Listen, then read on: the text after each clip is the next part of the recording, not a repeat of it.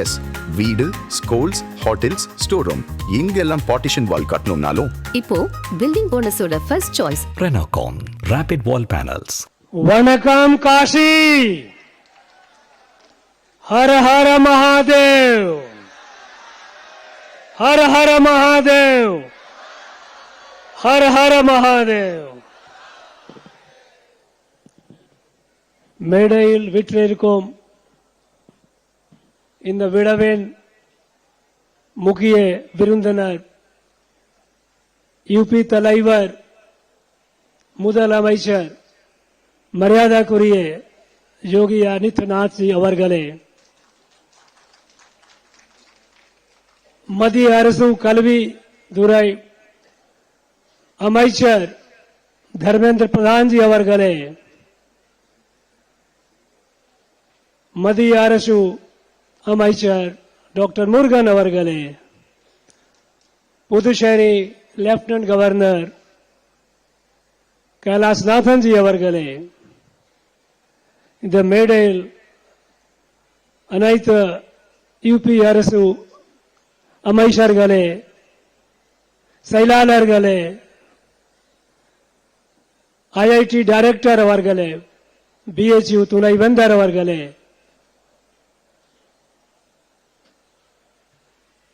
காசி தமிழ் சங்கமம் விழாவிற்கு தமிழ்நாட்டில் இருந்து இங்கே வருகை தந்துள் என் அன்பான தமிழ் சகோதர சகோதரிகளே, உங்களுக்கு வருக வருக வரவேற்கிறேன்.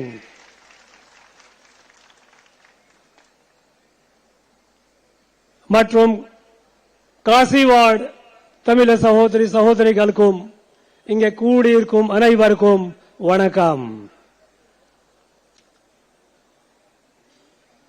நண்பர்களே, உங்கள பயணி எப்படி இருந்தது?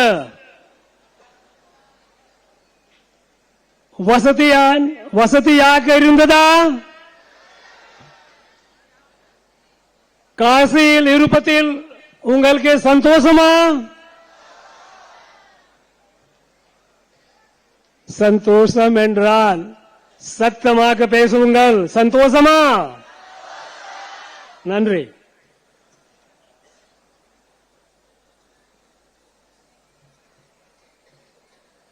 நண்பர்களே, காசி மற்றும் தமிழகத்திற்கு ஆண் இணைப்பு பல 1000 ஆண்டுகள் பழமையானது. சுமார் 1000 ஆண்டுகளுக்கு முன்பு மாபெரு ராஜேந்திர சோழன் இங்கே வந்து கங்கை நீர் எடுத்து வந்து கங்கை கொண்டு சோழாபுரத்தை கட்டிய பெருமை.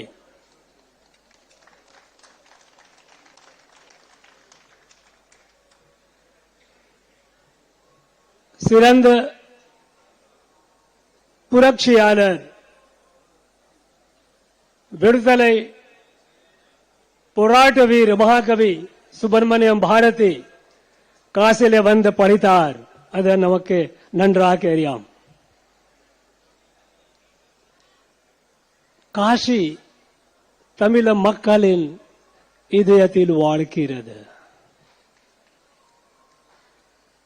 காரணம், காசி சிவ பெருமானின் முக்கிய அஸ்தலம், முக்கியம் பகுதி. சிவபெருமான் மீதான் சிறந்த பக்தி தமிழ் மக்களின் முக்கிய கலாச்சாரம், முக்கிய அடையாளம்.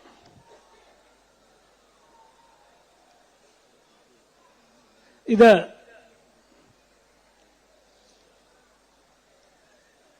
அதிகம் க்ளோஸ் ரிலேஷன்ஸ்.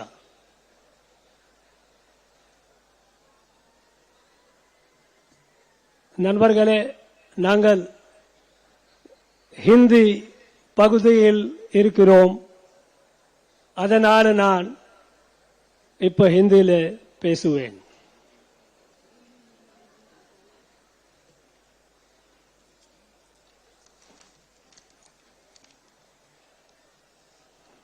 मित्रों, आज का दिन अति विशिष्ट दिन है। कार्तिक दीपम का आयोजन हो रहा है और लाखों लाखों की संख्या में शिव भक्त तिरुवन्नामलाई पहुंच चुके हैं।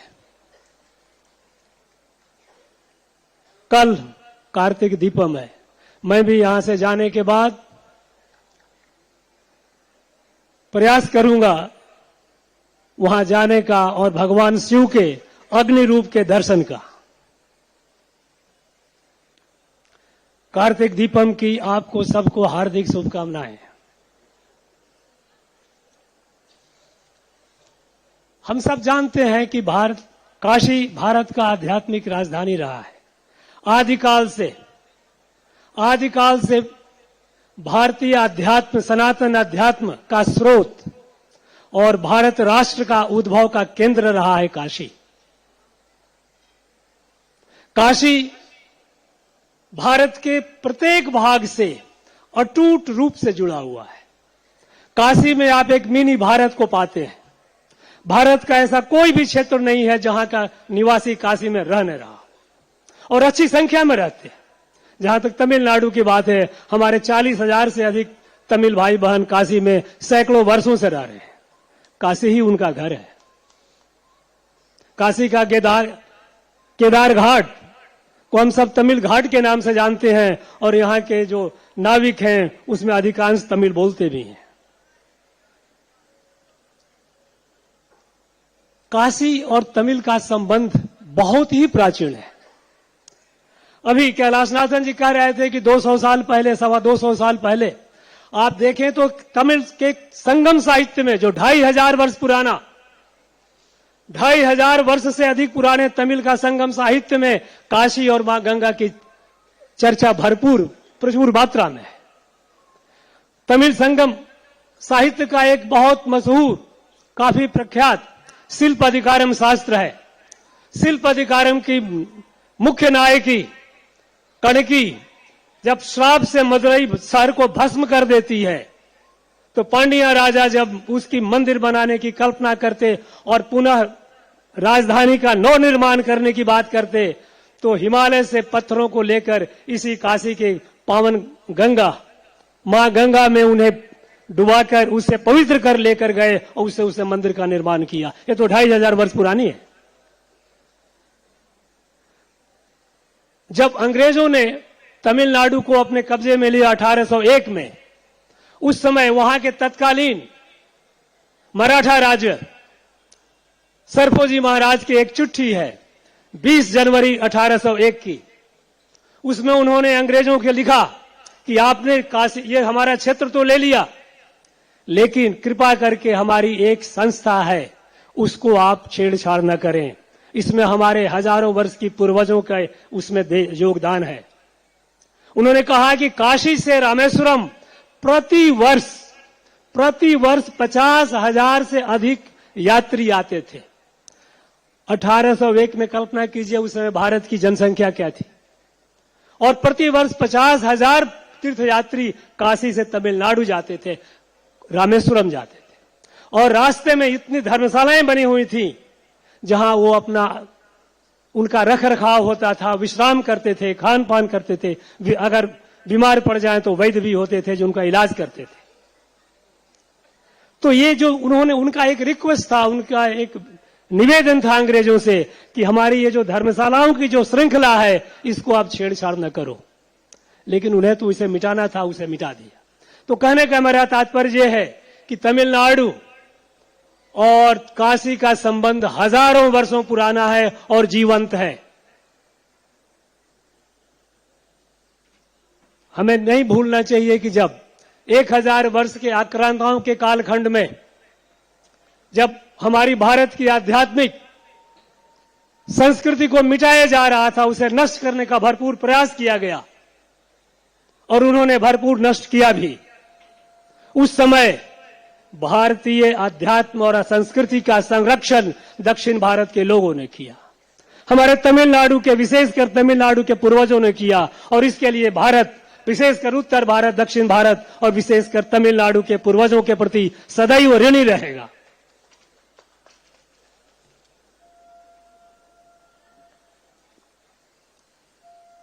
ये दुर्भाग्य की बात की आजादी के बाद निहित स्वार्थ से प्रेरित कुत्सित राजनीति ने यह प्रयास किया कि वो उस आध्यात्मिक संस्कृति को जो हमें जोड़ती है, हमें एक करती है, एक भारत श्रेष्ठ भारत का भाव देती है, संदेश देती है, उसे खत्म करने का प्रयास किया।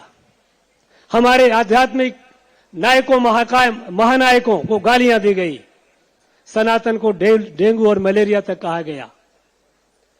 इससे तमिलनाडु के लोगों के मन में काफी बेचैनी थी, उन्हें काफी खलबली मची हुई थी। जैसा हम जानते हैं कि तमिलनाडु, हमारे प्रधानमंत्री, यशस्वी प्रधानमंत्री नरेंद्र मोदी जी, जिनके दिल में तमिलनाडु बसता है, तमिल के लोग बसते हैं, नरेंद्र मोदी अवरगरिन इदयतिल तमिलनाडु तमिल मोड़ी तमिल मक्कल वालकिरद। उन्होंने इस दर्द को, इस बेचैनी को समझा और तब ये काशी तमिल संगमम यात्रा की शुरुआत हुई। इसे यह हमारे संस्कृति का, विशेषकर तमिल संस्कृति का पुनर्जागरण का हुंकार है, यह सिंहनाद है। और हर वर्ष ये काशी तमिल संगमम का एक उद्देश्य, एक विशेष उद्देश्य होता है। पिछले वर्ष अगस्त मुनि थे। अगस्त मुनि हम जानते हैं कि यहां से गए और तमिलनाडु गए। हम जानते हैं, सब जानते हैं, तमिलनाडु इस बात को अच्छी तरह समझता है कि तमिल भाषा भगवान शिव की वरदान है और उस वरदान को भगवान शिव ने अगस्त ऋषि को दिया था और अगस्त ऋषि तमिल भाषा के जनक माने जाते हैं। अगस्त मुनि यहां से गए थे और पिछले वर्ष हमारा थीम अगस्त मुनि थे। उनको लेकर के कितने सारे प्रकटन हुए, काफी आयोजन किए गए। इस वर्ष भाषा है तमिल भाषा। प्रधानमंत्री जी का एक विशेष ध्यान रहता है कि तमिल भाषा भारत का गौरव है। तमिल मोड़ी भारत तेन पेरुमई, दिस इज आवर प्राइड। प्राचीनतम भाषाओं में है, इसे उचित सम्मान मिलना ही है और हमें देश ही नहीं विदेशों में भी इसका प्रचार प्रसार करना है। और इसके लिए उन्होंने देश के अंदर में BHU में, बनारस हिंदू यूनिवर्सिटी में सुब्रमण्य भारती चेयर की स्थापना की। यहां पर तमिल डिप्लोमा कोर्स चलता है और मुझे खुशी है इस बात की कि यहां पर अनेकों बच्चे, हिंदी भाषा भाषी क्षेत्र के बच्चे बड़े उत्साह के साथ तमिल सीख रहे हैं। अभी एक वर्ष पहले गुवाहाटी यूनिवर्सिटी में तमिल का डिप्लोमा कोर्स शुरू हो गया है। प्रधानमंत्री मोदी जी के मार्गदर्शन में अनेकों कार्य हो रहे हैं और ये मेरी खुशनसीबी है कि हम इन सारे बच्चों को जो यहां पर BHU में तमिल पढ़ते हैं या गुवाहाटी यूनिवर्सिटी में तमिल पढ़ते हैं, उन सब बच्चों को 15 दिन का तमिलनाडु का भ्रमण कराता हूं ताकि तमिल लोगों के बीच में रह करके, उनकी भाषा, उनके साथ संवाद करके, उनकी खान पान, उनकी संस्कृति को नजदीक से देख करके, जी करके भाषा को आत्मार्पित करें। और मेरा ये खुला ऑप्शन है कि जो कोई बच्चा हिंदी भाषा भाषी क्षेत्र का अगर तमिल सीखता है या तमिल में कोई और आगे कोई रिसर्च करना चाहता है, शोध करना चाहता है, PhD करना चाहता है, उसके फेलोशिप को आश्वासन मैं देता हूं, हम लोग करेंगे उनके लिए।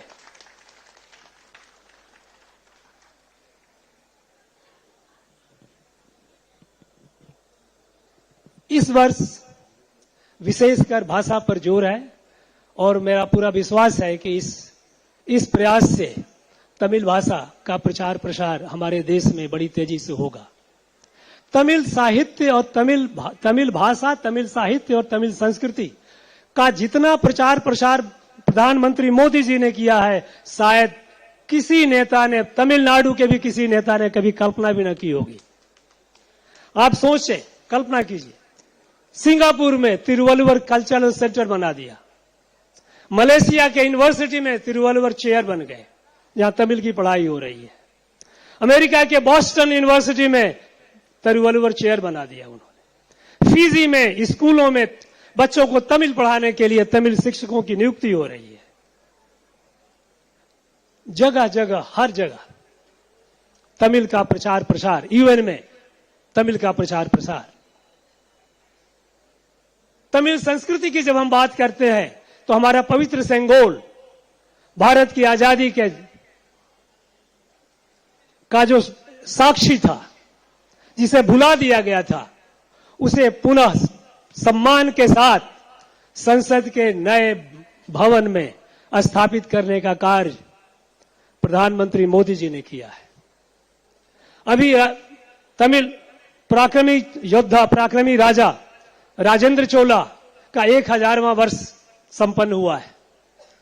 प्रधानमंत्री जी आए थे, गंगईकोंड चोलापुरम आए थे और उन्होंने वहां आश्वासन, उन्होंने घोषणा की कि राजेंद्र चोला और राजराज चोला, इन दोनों पराक्रमी चोला राजाओं की विशालकाय मूर्तियां बनेगी। तमिल संस्कृति, तमिल धरोहर, तमिल भाषा का जितना प्रचार प्रसार प्रधानमंत्री मोदी जी ने किया है, शायद किसी ने नहीं किया होगा।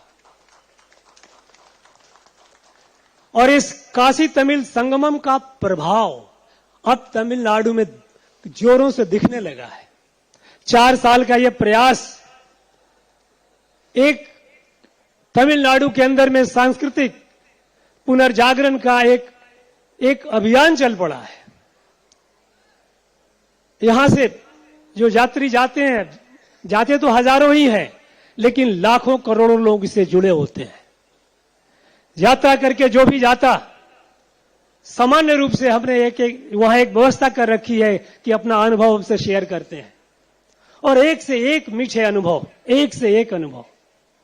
तमिलनाडु के हर क्षेत्र में काशी तमिल संगमम की चर्चा होती है। काशी से हमारा जो जुड़ाव है, प्राचीन जुड़ाव, इसके बारे में लोग बातें करते हैं, गोष्ठियां होती हैं। यह बदलाव दिख रहा है। यह एक भारत श्रेष्ठ भारत का एक जीवंत उदाहरण है। इस कार्यक्रम के लिए, इस 4 वर्षों से चल रहा इस यज्ञ के लिए, राष्ट्रीय एकता का यज्ञ, एक राष्ट्र एक भारत श्रेष्ठ भारत की भावना का यज्ञ, इस यज्ञ को प्रारंभ करने के लिए और इसे सुचारित रूप से, नियमित रूप से प्रतिवर्ष करने के लिए, इसका मार्गदर्शन करने के लिए हम सब प्रधानमंत्री मोदी जी के हृदय से अभिनंदन और आभार व्यक्त करते हैं। शिक्षा मंत्रालय, भारत सरकार का शिक्षा मंत्रालय, धर्मेंद्र प्रधान जी, उनकी मंत्रालय ने इसको बखूबी निभाया है। सारे डिटेल्स पे सारे मंत्रालय, चाहे वो रेल मंत्रालय हो या सांस्कृतिक मंत्रालय हो, सब मंत्रालय एकजुट होकर के ये हमारे प्रशासनिक समन्वय का एक उदाहरण बन जाता है। जहां तक यूपी प्रशासन की बात है, यह तो अकल्पनीय समन्वय है। जितने भी यहां से यात्री जाते हैं तमिलनाडु के, हमारे भाई बहन सारे वर्गों के, चाहे वो कृषि से जुड़े हो, चाहे वो छात्र हो, चाहे वो आध्यात्मिक वर्ग के हो, चाहे उद्योग से जुड़े हो, किसी भी क्षेत्र के हो, सब के सब अपना अनुभव शेयर करते हैं। सब ने एक से एक बढ़कर तारीफ की कि यूपी में जितना उनका स्वागत हुआ, सत्कार हुआ, कहीं कोई कठिनाई हुई। और हद तो तब हो गई जब पिछले इसी साल के शुरुआत में, जब महाकुंभ में, जब हमारे तमिलनाडु से हजारों आए थे, उन्होंने जो वर्णन किया, उस वर्णन को मैं एक संकलन के रूप में उसको प्रकाशित करने का प्रयास कर रहा हूं। यह अद्भुत है। इसके लिए मैं यूपी नेतृत्व, यशस्वी, लोकप्रिय मुख्यमंत्री योगी आदित्यनाथ जी का हृदय से अभिनंदन करता हूं, आभार व्यक्त करता हूं। मैं मानता हूं कि यह यज्ञ चलता रहेगा और भारत, पूर्ण विकसित भारत का जो लक्ष्य है 2047 में प्राप्त करने का, उसे अवश्य समय के पहले प्राप्त करेगा। हमारे तमिल भाई बंधु, आपकी यात्रा सफल हो। सफल से कर मेरा तात्पर्य हुआ, आप स्वस्थ रूप से वापस जाएं और जाकर के अपनी कहानियां अपने परिजनों से, अपने मित्रों से उसे शेयर करें। जहां जितना ज्यादा से ज्यादा इसको प्रचार करें, इसको आप प्रसारित करें। आपकी यात्रा सुखद हो, यह जगह ऐसे ही चलता रहे। इसके साथ मैं अपने वाणी को विराम देता हूं। पुनः प्राइम मिनिस्टर मोदी, प्रधानमंत्री मोदी और यूपी के मुख्यमंत्री योगी जी का अभिनंदन और आभार व्यक्त करते हुए भारत माता की, भारत माता की, भारत माता की।